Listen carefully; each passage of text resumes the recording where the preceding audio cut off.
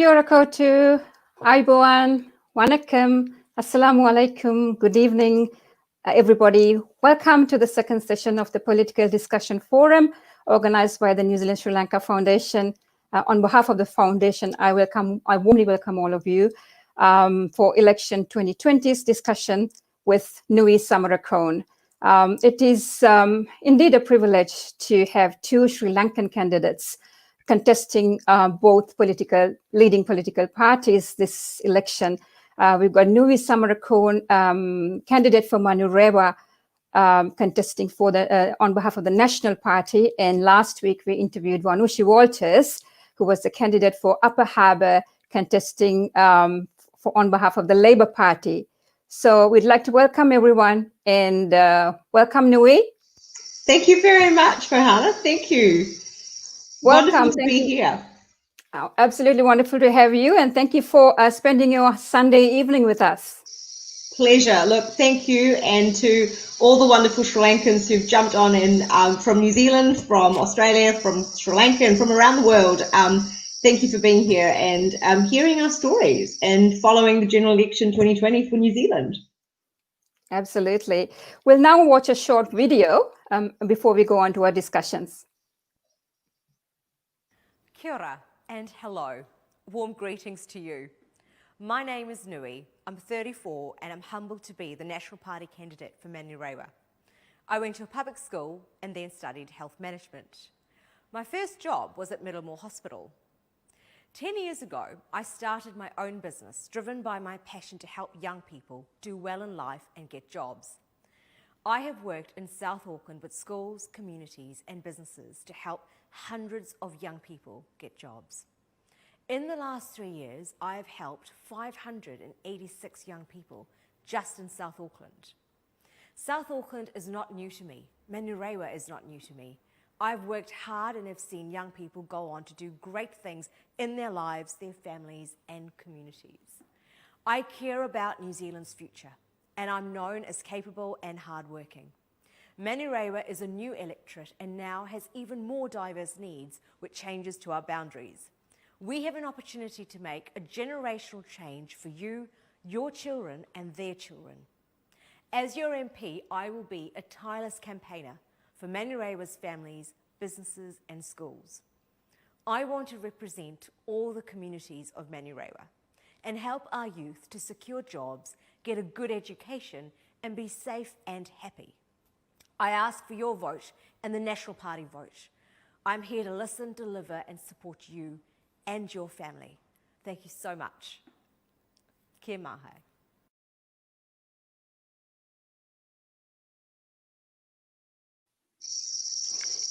Right. So Nuwi, let's start by getting to know you. So tell us something about yourself and your Sri Lankan heritage. Sure. I was born in Colombo in Sri Lanka. Both my parents are from Sri Lanka and were born Sri Lankans.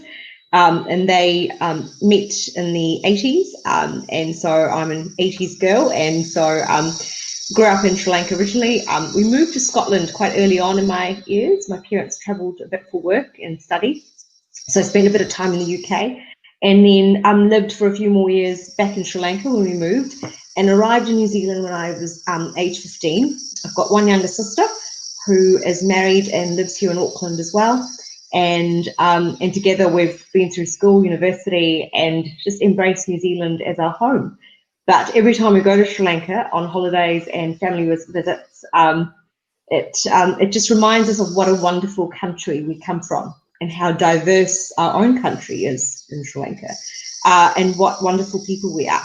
And all my friends and family and even clients over the years have travelled to Sri Lanka on holidays and have always said to me how friendly and wonderful we are as people. So I think that kind of resonates when we think about us as Sri Lankans overall. I think the vibrancy, I think the love, the well-being and the rich culture, I think is a big part of, I guess, who I am and how I've been raised with values and obviously with a faith that believes and trusts and wants to support and build people, which is, I guess, why I've ventured into a whole new world, giving up the corporate world into this new segment. Absolutely. I mean, I totally agree with you on the Sri Lankan, the whole culture and values part, and it resonates with all of us, I believe, I would say. So, Nuwi, you're a successful entrepreneur. You're a CEO of ICE, a foundation that you founded. Now, from being a successful entrepreneur to politics, what was your motivator? There are a few things, Fahana, and I guess it's one of those things you don't take lightly. But for many of you watching tonight, if you've owned a business or you've built a business or you've worked in a business, you understand the impact and the hard work that goes into that.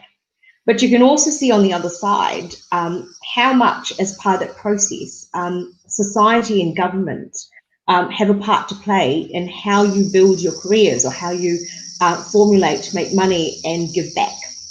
And so building my own business at a very early point in my life at 23, I just finished uni. I'd started my corporate job in health, quit that job, decided to set on my own path, and that was also set up to help young people get jobs.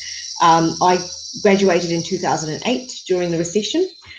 There were 20 jobs going for 1,000 of our students, and I sort of thought, well, hang on, how do we better enable a system that can help attract young people into businesses?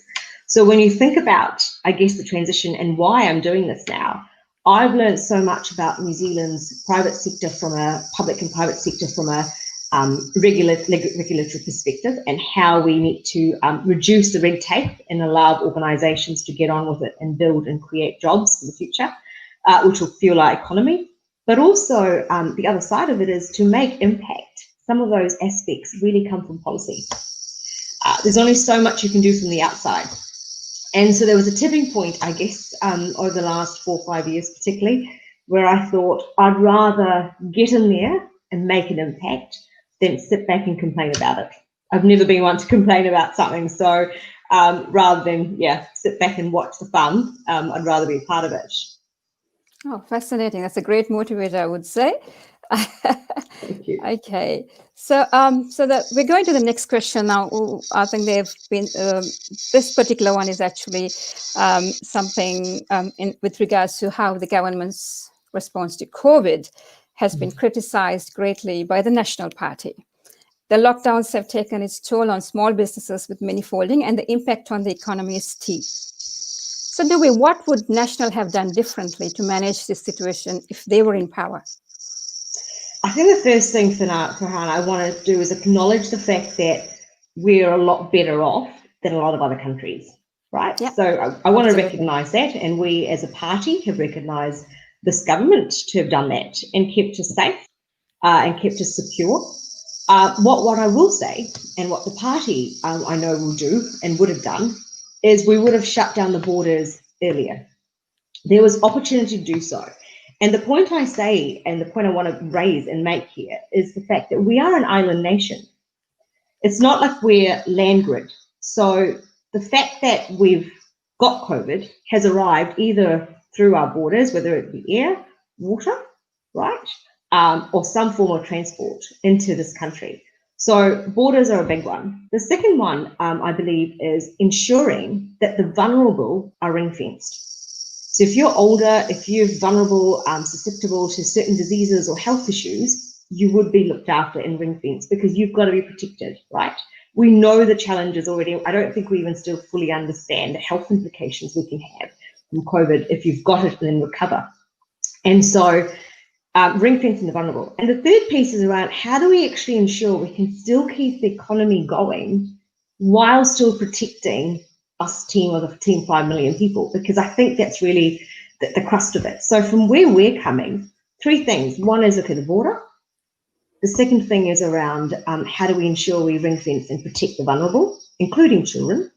And the third thing is also around, as part of that economic stimulus and managing that correctly and safely, is ensuring we can use things like technology and digital methods to do basic contact tracing, because we haven't done that. And I think that's one of the reasons why we came back to a second level lockdown as well. Mm-hmm. And that's hence, further created a challenge. I mean, we've got, within less than 6 weeks, we had, and now overall, we've got about 250,000 people who are unemployed, another 200,000 on the wage subsidy.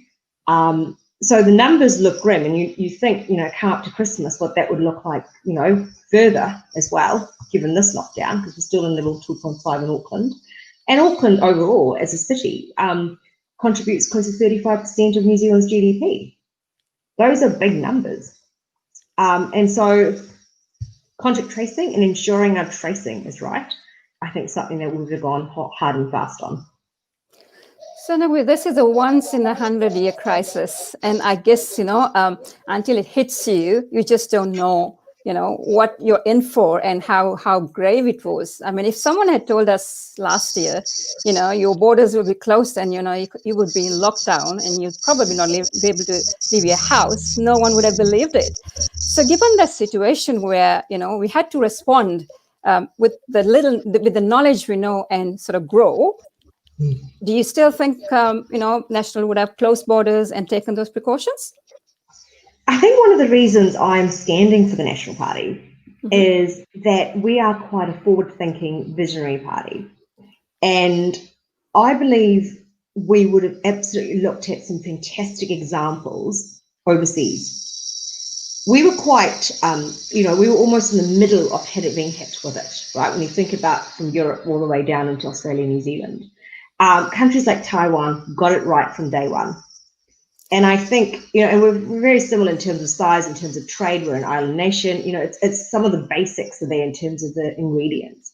So if I take a step back, it's actually about ensuring that we as a country as well can look outside and look at good examples of where things are getting done right and being fast about how we could implement those things. For any one of us Sri Lankans who were traveling into New Zealand, even during that phase where we're kind of thinking, things aren't looking good, what's going on? Is there something that's going to hit New Zealand? Because we don't even have a pandemic plan, for the country. What does that actually mean? Well, let's be honest, there was basically no border checking for temperatures, for flu-like symptoms. I mean, there were health check cards given out. My parents were actually returning from Melbourne during just before, 3 days after lockdown. So they went into isolation, self-isolation. And they said to me, Nuwi, there was nothing at the borders apart from a few people giving out health check cards. So I don't want to sound overly critical. I think what's happened. Yep. I think the critical thing for New Zealand now is to go, what do we need to do for the next 3 to 5 years to get ourselves out and stable and ready for our future? So that segues nicely into my next question, which is if National comes into power, how do they plan to rebuild the economy? And more importantly, how do they propose to get the small businesses who have suffered significantly back up on their feet? Considering that New Zealand has, over 85%, all 85% of New Zealand businesses are, small businesses. Yeah. So I know Labour put out a 5-point plan. So we had put one up, a couple of months ago now as well. So the 5 key points that we're covering are responsible economic management. So that's from jobs, businesses, and ensuring that businesses and people actually have cash flow coming in, and how do we sustain that? So I'll talk about that in a minute as well. Delivering infrastructure. That's one thing that's quite critical. That's one thing that New Zealand's going to need to build on and be clever about, because our levels of productivity is so lost when you think about other nations and the ways in which we've got low productivity and higher costs. And that's only getting worse. So we're going to have to be smart about how we procure the infrastructure services, whether it be public, private or offshore, and then ensure those services are delivered, whether it be the City Rail Link, whether it be a second harbour bridge crossing, given we've just basically lost the harbour bridge temporarily for the next few weeks. That's not okay. We're living in New Zealand. This is, ranked in Auckland Central and Auckland City as a whole. If you think about New Zealand, is ranked, one of the top most livable cities in the world. And then you think about the wider effects across New Zealand. So infrastructure being critical. The third thing is reskilling and retraining. With the number of people who've lost jobs, so I said 200,000 people, and the number is only going to get bigger and more. I mean, in the last 2 weeks alone, we've estimated 400 job losses a day. 400 job losses a day, and that's across not just in tourism and hospitality, that's right across the board. So reskilling and retraining some of those individuals regardless of age, stage, or careers, is going to be critical. All those pilots, all those air hostesses out of Air New Zealand and the airlines that have lost jobs, what are they going to do? Where are they going to go? We need to be able to find avenues to create a supply-demand component. One that's quite close to my heart is a greener, smarter future. I believe in sustainable, eco-friendly ways of building and managing our infrastructure and building this country up. We call ourselves smart, green, and clean. I think there's areas that we could do more of and build more on as well. So that's completely an area that we want to focus on and push through as well. And building stronger communities. So whether that be education, whether that be looking at components of our health sector, looking at a COVID response agency, particularly to help our borders, but also drive health outcomes and also safer communities, particularly now that we know we're going to be living in a world with COVID. It's just what it is. You know, I said to one of my friends the other day, I said, you know, wearing face masks is going to be the next thing. You know, I think Christmas presents are going to be all about beautifying, you know, face masks because that's going to be a business on its own. I think it might be. I think it might be. Another friend of mine, actually in South Auckland, this young girl was saying to me she might start up a social enterprise with face masks and some of the money going back into the community. And I thought, go girl, that's fantastic. Absolutely. So, you know, those are some critical things. Now, you touched, Fahana, on businesses, right? So if I think about small businesses, and I come from a business background, so this is something that's close to my heart. So if I look at my shareholders, if I look at my partners who are running the business right now, because I've actually stepped out of the business to pursue my world in politics, thinking about lower tax costs and the compliance costs in this country is huge for small businesses. 97% of New Zealand are small businesses, so they are hurting right now. Whether that be better cash flow incentives for small businesses, we're absolutely going to look at that, and that's a policy that we've just put out. Less red tape. And what I mean by less red tape is, in some ways, we're a very fair country to run private enterprise. But if we're going to reskill, rebuild, and create jobs, because we're going to have to do that, government and the public sector cannot be accountable to driving that.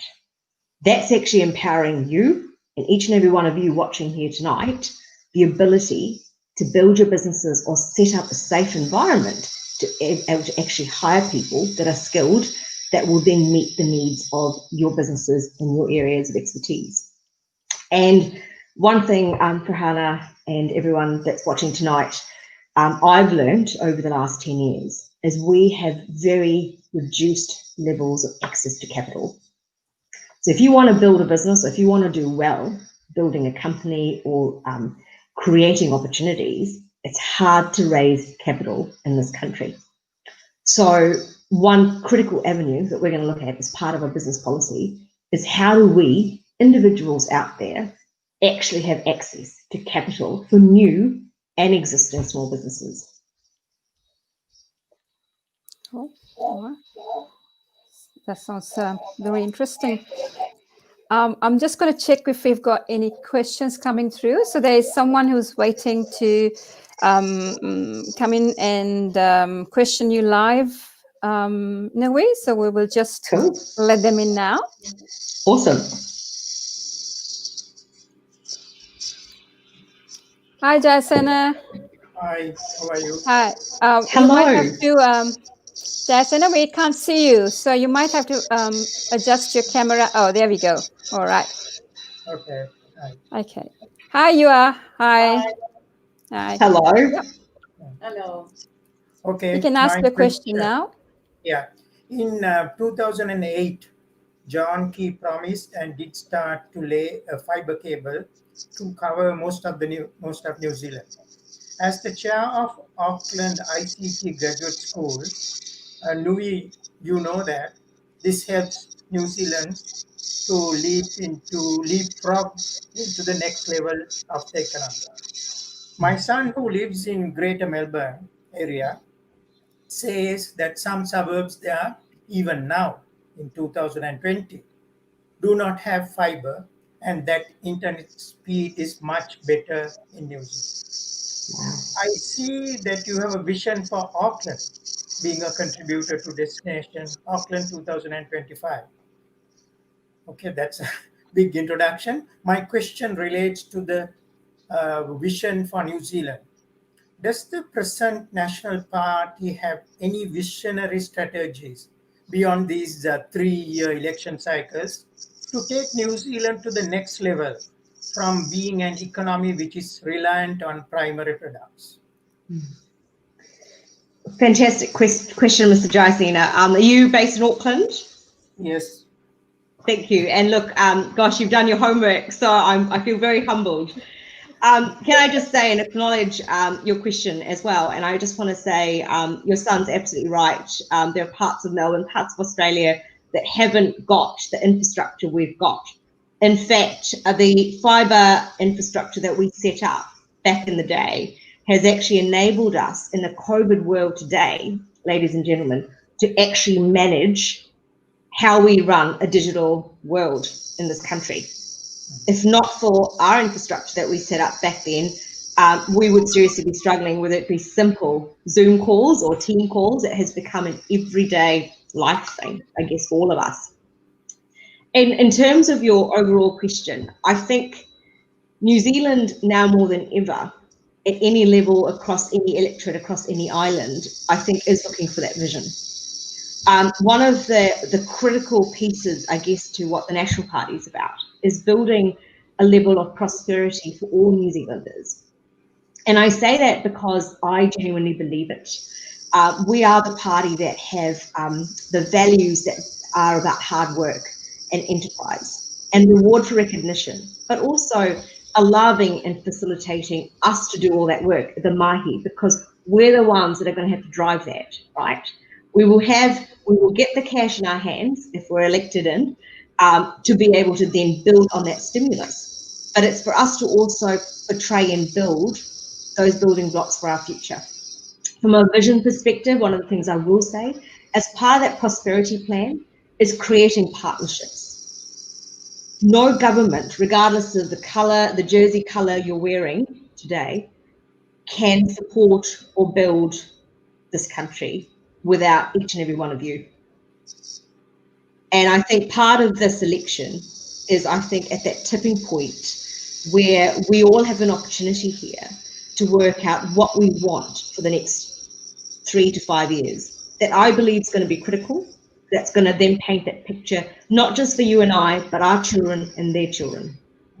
And as part of that vision, I certainly believe it's about that prosperity line. It's about managing that economy, but also enabling us to do what we're good at doing, which is get out there and do our work, build that infrastructure, build those jobs, support the businesses, support students and young people. I mean, in South Auckland alone, Mr. Jaisena, I'm seeing only 37% to 47% of those young people are going back to school, right?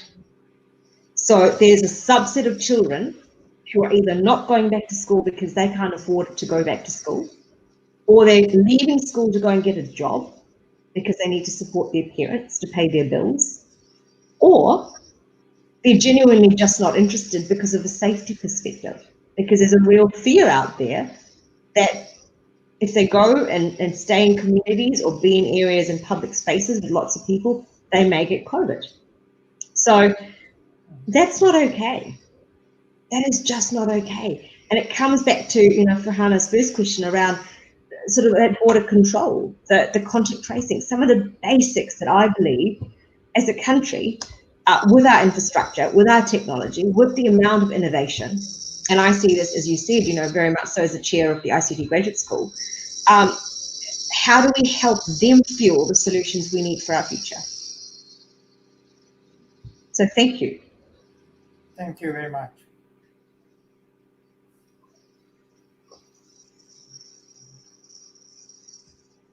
I think we've lost you, Farhana. Yeah, sorry, I think I was muted. Jaisena, do you have another question, or is it? That's it. Thank you. Thank you very much, Jaisena. All right. We're going to the next question, which one that I have for you, and this is basically touching back on your Sri Lankan, heritage and your background. And it's something that I think we all as Sri Lankans probably feel and experience. So this also came from a young Shrivi, or a young Sri Lankan New Zealander. So incidentally, if the Shrivi is the term that is used for New Zealand Sri Lankans or Sri Lankan New Zealanders.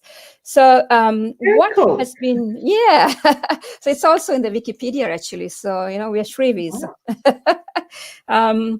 What has been your experience coming from one colonized country, Sri Lanka, to another colonized country, such as New Zealand, and identifying yourself as Tau Evi, or a non-Maori, or a foreigner, or someone from a faraway land, recognizing and educating our communities of Tino Rangatirangata, which is the absolute sovereignty of New Zealand? Which one of the current national policies resonates with you on how we honor the original Treaty of Waitangi? Wow, love the question. And I just love what I've just learned about the Shrikiwi thing. That's awesome. Didn't know that. Awesome. It's always something you learn, I reckon. Always something you learn. Can I just say, I think one of the things I've loved about New Zealand, and I think that's one of the things my parents fell in love with when we arrived in New Zealand. We were actually here on holiday, and my mum just went, "Oh my gosh, this country's amazing. We've got to raise our 2 girls here." And so next thing you know, we packed up and moved here. So is the inclusivity in this country.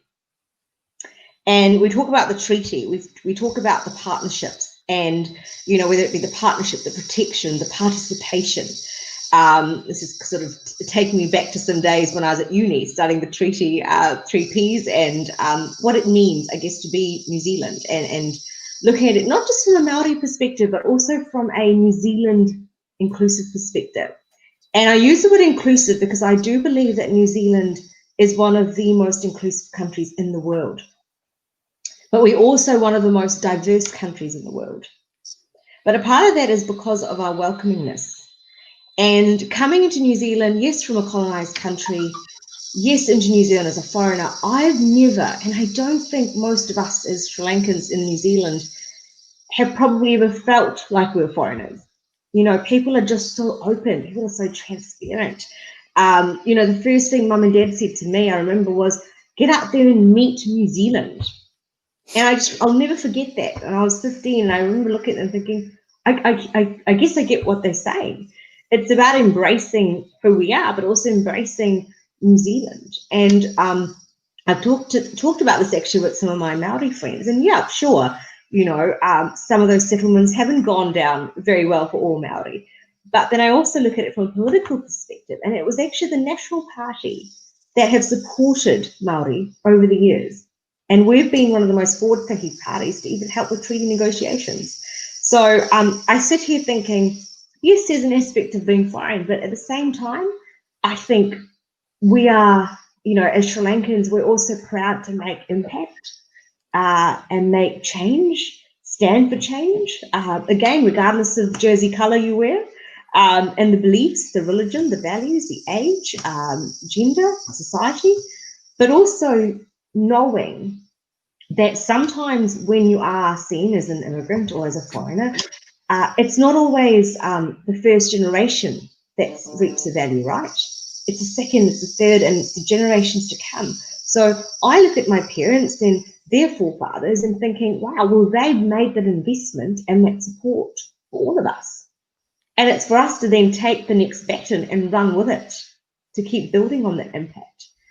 One of my most favourite Maori phrases is "mā mihi ka ora," and that is, by work we prosper, right? So it's "mā mihi ka ora," that is, by work we prosper. And I think that Maori proverb, or that phrase, also is what we are as Sri Lankans in our DNA.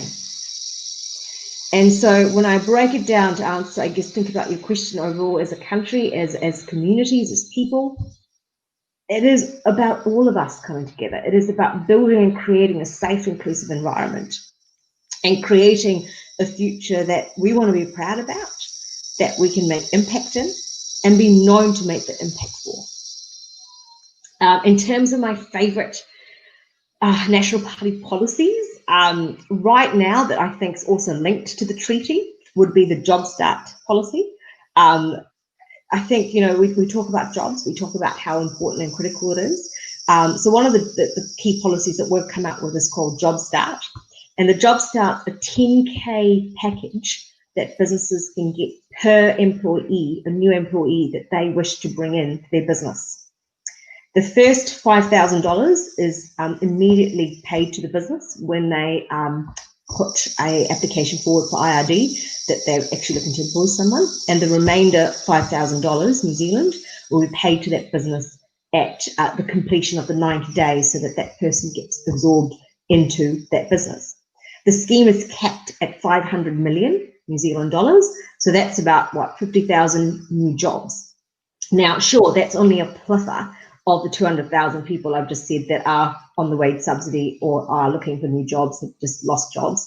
So we would obviously build on that, but that's the start in terms of putting $10,000 per new hire for organisations to be able to get into it straight away, so that at that point you're capped and you can actually start to hire people into your business and not feel like you're going to have more red tape or issues going forward. And if I break it back down to the treaty, I guess, or the principles, it's about creating that partnership with public-private.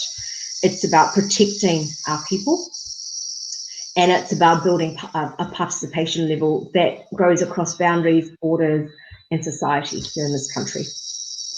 And this $10,000 is across the board for all organizations? Is there a scale of the organization? Is it for small businesses or just for across the board for everyone? Across the board. And you can employ up to 10 people, so that's $100,000. Yeah. Cool. So it all adds up, right? I mean, I looked at that and I thought, crikey, yeah, we would take that. I mean, and this is also about then giving the employee, and that's what I love about this, because it's a partnership both ways, right? The companies can go, yep, I can hire 10 people now and know that I'll be safe because I'll be covered with this. But on the other side, from an employee perspective, you've got a sense of comfort that there are companies out there that are getting incentivized to hire you. Because I think that's where the power shifts, and that's where I talk about public-private partnerships, because that power does shift right now far too heavily on the left with the public sector, when it's you and I that's actually creating the risks and building businesses and employing people. So I've got a question here from Anisha, and kind of relates to this, or it segues from the treaty question. With Judith Collins telling the New Zealand public, is it a problem that I'm white? Does that have any ramifications to our experiences in New Zealand as Sri Lankans? I believe you've answered it to an extent, but yeah. I think it's how anyone wants to see it, right? If I go around and think I'm brown and therefore I'm on the back foot, I think that's a mindset issue. If I go around and say, actually, I'm smart, I'm skilled, and I want to make an impact and I want to work hard, back to my favorite New Zealand proverb, mai ora, well, get out there and do something about it. And I don't think that's it's a societal barrier, regardless of ethnicity or age, even. But yes, let's face it, ageism is prevalent. And yes, there probably is an underlying element of racism. And yes, there is an underlying element of, a level of stigma or corporatism around, where you come from or who you're born to or how you speak or what your name is. But I think we're bigger than that.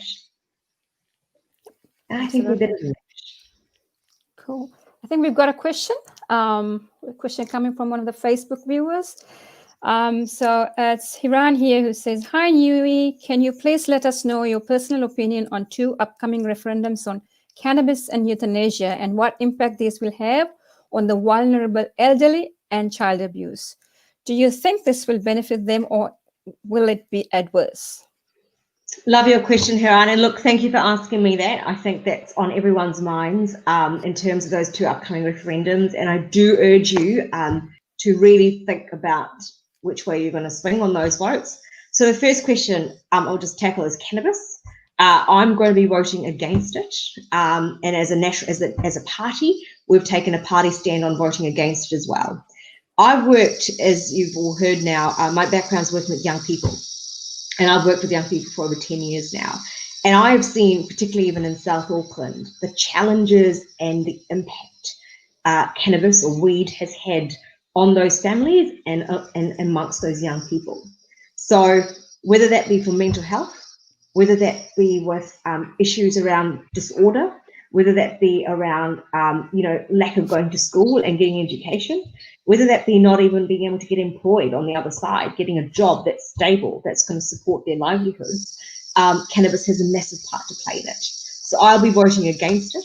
I think New Zealand has a massive mental health issue that we don't actively still talk about very well.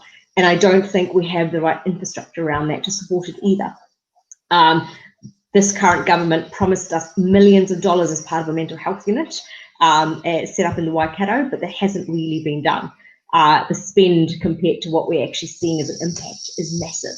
So no to cannabis, absolutely. I don't believe it's got a place in New Zealand. I also just want to say that the world, parts of Canada and parts of the United States are going through a massive experimental effect right now with cannabis. And so I feel for a population size of 5 and a bit million now, it's too early for us to just rush in and dive into something that we don't know too much about in terms of that long-term impact. I will also just say that New Zealand currently does not have the drug driving infrastructure. So if you think drunk driving is an issue in this country, which we all know is, I don't even want to wake up the next morning and find that now we're going to have drug driving offences, right? Euthanasia or the end of life bill, I'm actually pro it, and I'm pro it because I do believe in New Zealand we've got to a tipping point where we need to get on that journey, to start on that journey. I don't think it's going to be abuse in terms of the elderly, but I do think how it's going to be managed is critical. And that referendum and that bill that's come through is covering quite a bit of that, ensuring that the elderly are protected and there's a health aspect. And I don't know whether many of you know this, but it's already happening in terms of that end of life and euthanasia in this country. So what this bill is simply doing is it's making it more legal if it goes through than almost semi under the table. So, and partly now, I think the elderly are more vulnerable and more exposed because of the fact that there isn't a bill that kind of covers that. Absolutely. There's a really good website for the end of life bill. If you just type in end of life association, there's a really interesting bit of feedback and advice there about the pros and cons, and it just gives you the idea to, I guess, make your mind up on that as well. Thank you, Nuwi. We've got another question. Is it a video caller or a question? It's a question. It's a Facebook question. Okay. So we've got Ranjit, who's asking you, Nuwi, if NZ First gets more than 5%, would National consider a coalition government with them? Thanks, Ranjit. Crikey, Ranjit. Look, I'm only just a candidate. I'm on the back bench. I'm not in charge. So look, I'm going to say historically it's been a no. But I'm standing here representing this party, representing the future of this party. So I don't know what I don't know. So the short answer is, look, to be honest, actually, on the other side of it, I don't think New Zealand First is only going to get 5%. So they might not even be there for us to work and deal with. All right, thank you for that, Nuwi. That's a good, interesting prediction. It's true. I might call you after the elections and say, hi, Nuwi. Either you take me out for dinner, because I've just endorsed that, or I'll take you out for dinner, because you've just, I've lost that. I don't mind either way. So we've got another question here from Subin. Subin says, we've seen National in government before with John Key and Bill English. If National was to come into government this time around, what would we see differently? would we be seeing a new, more refined national? Can you tell us what the new national will look like? I think you're looking at someone right here, right? I just want to say, I think, both from Vanushi's side and my side, the fact that we've got two Sri Lankan women wearing two majority parties jerseys on in this country, I think is phenomenal. So to answer your question about the new refined national, I think where national as a whole is and wants to go is keep building on that level of inclusivity. That this isn't about ticking the boxes. This is about making impact. And ultimately, I think right now, if there's anything that's on our hearts and minds, it's about how do we ensure that we're not going to have generational debt for the next 50 years that none of us can cope with. Because we are a small country. And to one of the questions by Mr. Jasena about the agriculture and exports and what does that vision look like as well, we're going to have to diversify our portfolio of exports and imports into this country. It's not just going to be in primary product. So whether that be technology, whether that be digital, whether that be security, whether that be digital, whether that be marketing, PR, whether that be jobs and skills, we are the party, and that's again why I'm sitting here wearing a blue jersey, or at least I know for Hannah you are tonight. Thank you for that. It was completely coincidental. You picked on it, didn't you? I'm just loving it. I've got a blue. But can I just say, those are some of the very reasons why we need a party that have a strong team, that have very solid policies that are actually quite relevant and intact. And more importantly than anything before, a track record that's delivered based on what John Key and Bill English have set and the platforms they've set. I mean, they've actually kept the bar right up here. Our job's now to get in there and keep building on it. And we've had, a few years in opposition to now have to kind of clean up a bit and get back into the saddle and do some great things for this country. I guess whichever party that wins, there's a huge mountain to climb going forwards, that's for sure. We've got another the question is for Hannah. The question is then, which party can build on that mountain and actually leverage the challenges we've got and create a future, right? Absolutely. And that's the question every one of you who's going to be voting this year in the 2020 general election is going to have to be thinking about. Absolutely. I think it's, this is the reason why we have these forums as well. It's the tradition of the New Zealand Sri Lanka Foundation to have a forum such as this during election year, where we get, candidates of the two parties to come along and, talk about their policies and educate Srivis and actually encourage them to vote and make themselves heard. And I think this is the platform for that as well. So yes, absolutely, So we've got Mandira Bulat Sinhala.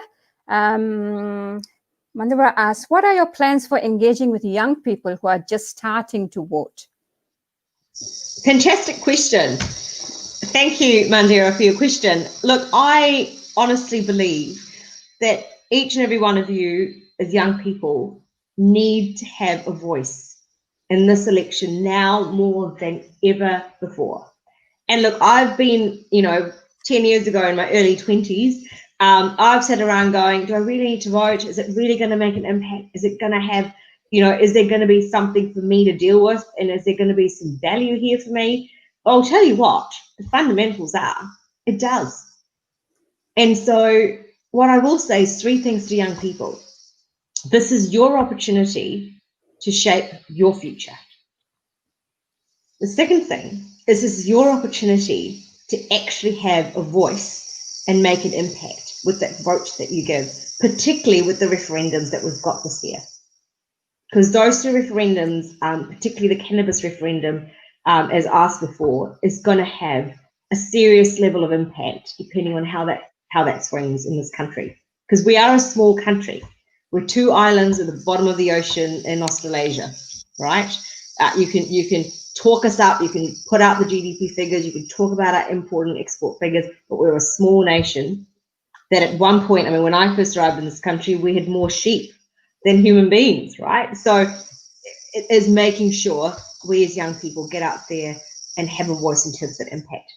And the third thing I believe is also getting involved in politics. Don't feel that age should be and is a barrier to having a voice in terms of what you believe in, why you believe in that, who you are as a person, and how that has an impact. Because ultimately, if you share a certain view, you'll find that there's probably a room full of another 100 or another 1,000 people that probably share that same view. But we're probably wanting one or two young people to get up there and talk about where they're coming from and what they want to say. So I'm all about getting out there. I mean, I got recruited into the National Party at the age of 22, 23. So my story, how I got involved in politics and into this party, was by Paul Goldsmith's door knocking in my parents' home. And my mother opened the door and Paul said, "Oh, hi, my name's Paul. I'm the candidate for Epsom." And my mum said, "Oh, you should meet my daughter. She's all about people and community." And then the next thing you know, she reels me out. I was in my pajamas, by the way, Madeira, just so you know. I was like, "Oh, hi." And he was like, "Oh, I'm Paul," and da-da-da. And the next thing you know, I was recruited onto the team. I was helping out with campaign. But I'll tell you what fundamentally swore me to voting National and backing the Blue Party was actually our values. Our values are values of everyday New Zealanders. And that is about taking personal responsibility. That is about freedom of choice. That is about a greener, cleaner, smarter environment. That is about building infrastructure and that level of sustainability. It's all those things that build on our values and who we are as a party that I sort of thought, actually, that's who I am. That's where I belong. So I started at age 22, 23, just by a door knock. And so I'm really big on knocking on doors, and I've been doing that obviously in South Auckland, not under level 2.5, but I was before that. And it's fascinating who you meet. And some of the most engaging people are those young people. In fact, the youngest volunteer I've got on my campaign team is 15. I call her the princess because she is like a princess. She's amazing. But she's 15. And I'll tell you what, when I get tired knocking on doors and walking around those streets, she looks at me and she goes, "You've only been doing this for 2 hours. Come on, Nuwi." And I'm like, "Oh, okay, keep moving." So Someone who cracks the whip, eh? oh, she does. She's in charge. Great. So it must have been quite challenging for you as well with, the COVID and lockdowns and everything. This time, you were not able to campaign as you normally would, and had to probably find new ways of doing it, like all of us have done and adopted, I guess. But a part of that also, I guess, confirms how important it's all going to be for all of us to innovate and do things a bit differently. Because the world we are going to live in is a new world, but each and every one of us, I believe, has the opportunity to craft up and create what that new world is going to look like. Yep. And that's not for government. That's for us to own. Absolutely. We've got another question from, I think, Jayasena. Jayasena is coming back. Yep. Hi, Jayasena. Hi. My question is about affordable housing, right? The estimate is there's 30,000 shortfall in Auckland alone, and you need to build 10,000 houses per year or something like that. What's the national policy in building affordable houses? Do you want to leave it just to the private sector, fletchers and whoever, or will the national give some kind of incentives to the private sector, or what's the national policy regarding affordable housing? Sure. I'll tell you what we're not going to be doing and will not be continuing to do is just house people in motels across the country, because that's not okay. That's coming out of your pocket, that's coming out of my pocket, and that's not creating sustainable housing for anyone, let alone environments for affordable housing for people to actually aspire to buy or build a house. So that's something we won't be doing. What we will be doing is we've got a scheme called Housing First. So yes, it's a private-public partnership. We are about public-private partnerships. And I guess that's probably one of the reasons why I'm sitting here wearing the Jersey blue. As part of that Housing First scheme, it's also about creating affordability. So that at some point, even if you're young, even if you're old, if you end up renting that house, over time, you could actually end up being able to build equity to buy that house and own it as your own home. So that scheme creates a scaling effect.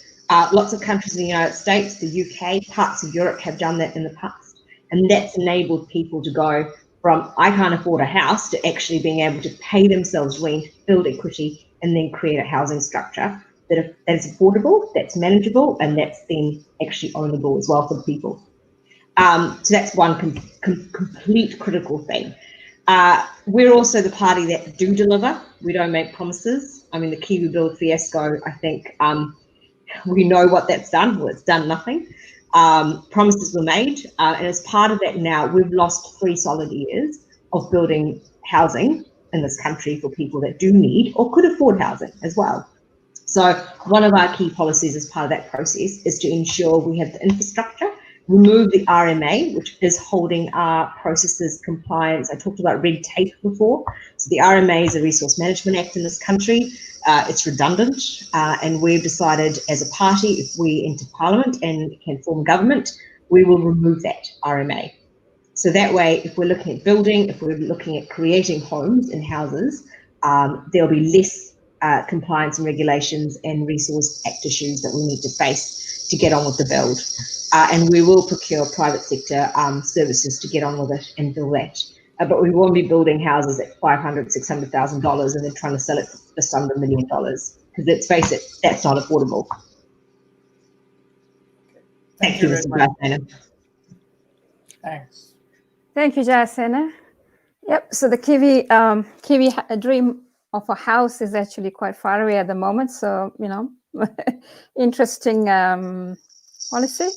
And look, Fahana, you know, I think that's going to be, you know, it's a further dream out now in this new environment, right?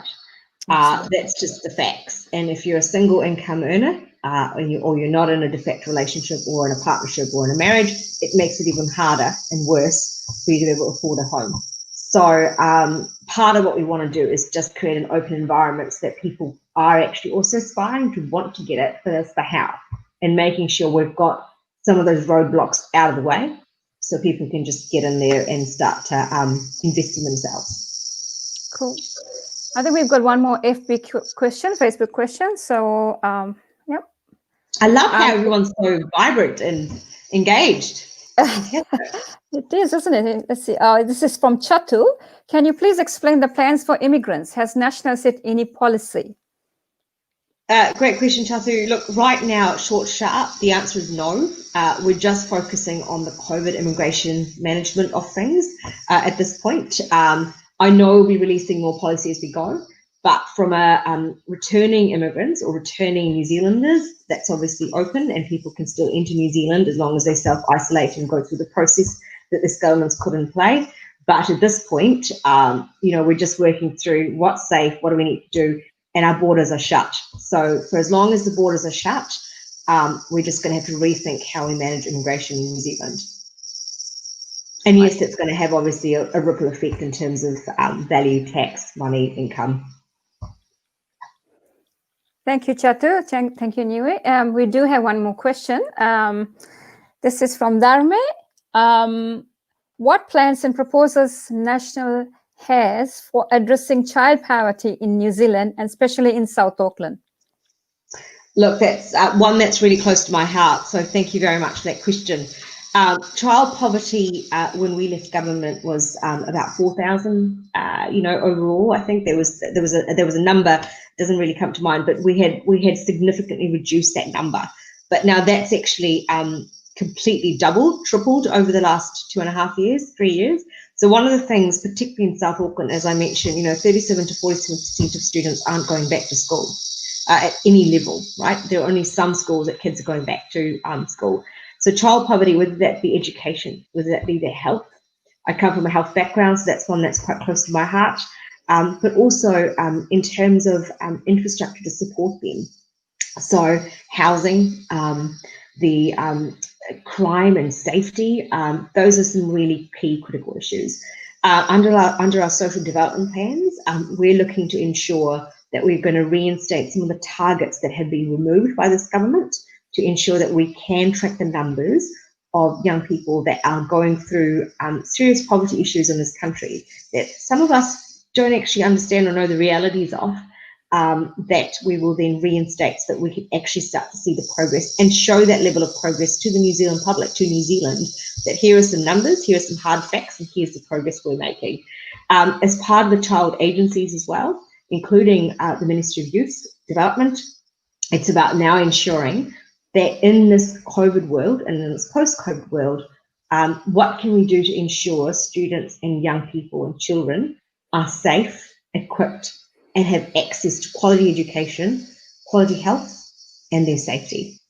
And so in South Auckland alone, I know that we are looking at supporting schools with more money, with more classrooms, with more infrastructure, for instance, that will enable kids to actually want to go to school, and create and reduce aspects of school infighting. That's a big issue in South Auckland. You won't believe, but the amount of infighting that takes place is incredible. That then obviously leads on to children going into poverty, into gangs, into crime, and that sort of vicious cycle. But at the same time, on the other side, is ensuring that we're actually equipping these kids with skills that will remove them from that cycle. And that, I think, is what we're about when we think about reskilling, retraining, and building the grassroots from a safer communities perspective. All right. Thank you, Dharme. We've got one more question coming through. Looks like people are beginning to get warmed up.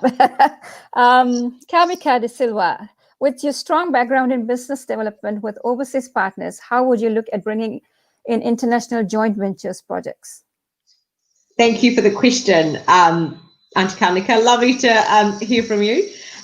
Look, I will be looking at certain markets, I believe. So if you think about some of our best trading partners as a country, again, bottom of the ocean, you've got Australia, you've got Singapore, you've got Taiwan, you've got China, you've got Hong Kong, you've got San Francisco on the other side.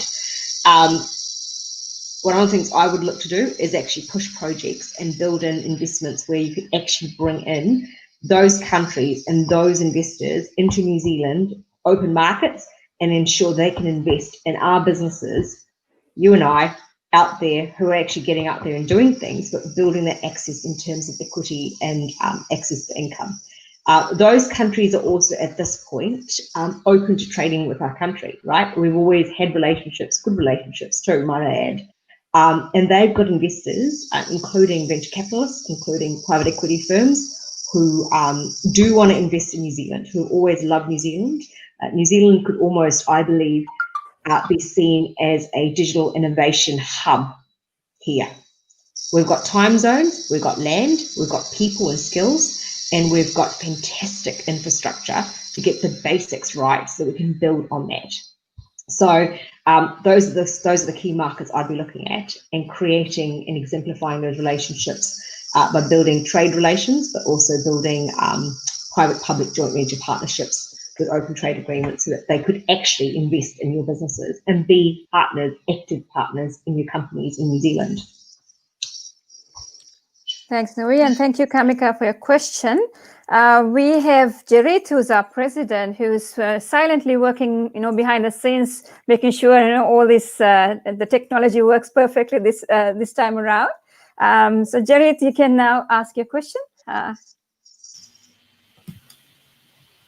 Hi, Nuwi, how are you? Good, thank you, Jerry.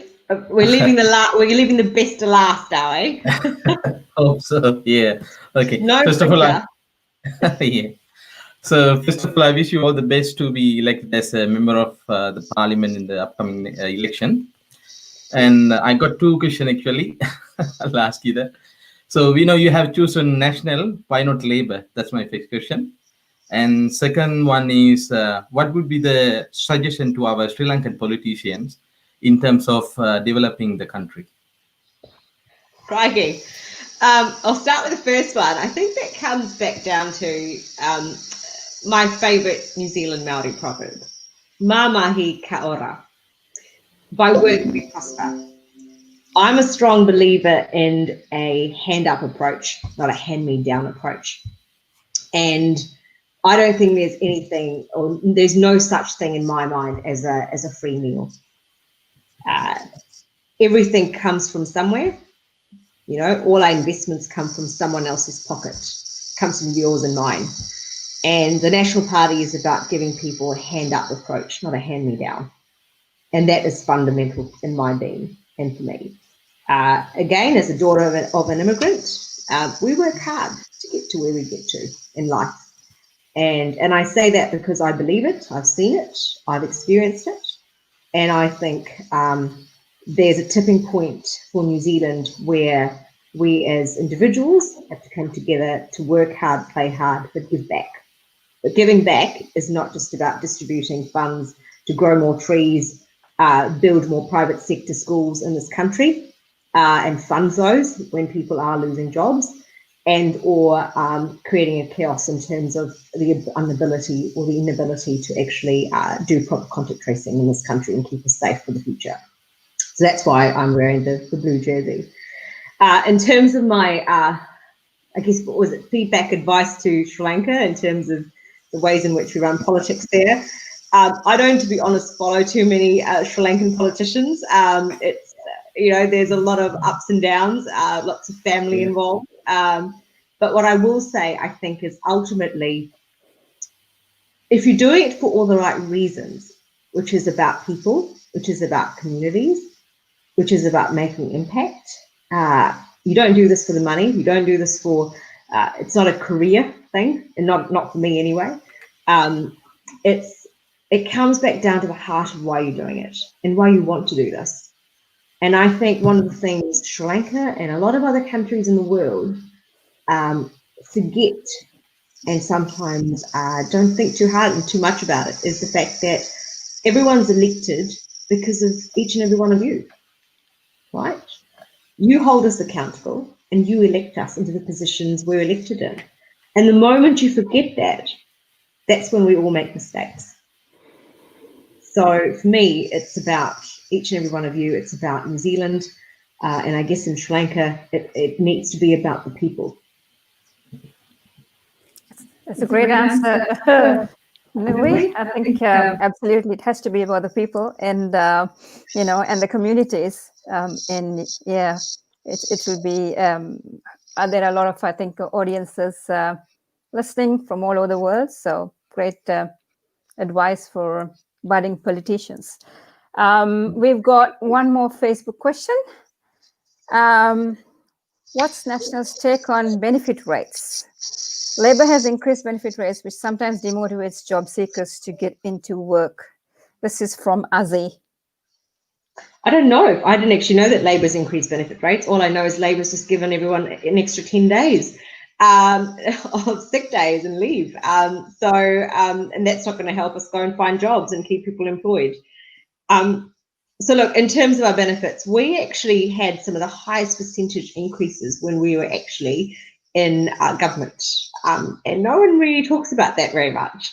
So as much as we don't do hand-me-downs, and we give up a hand-up approach, we have done those. We have done some very, very instrumental social welfare benefit approaches to our welfare scheme.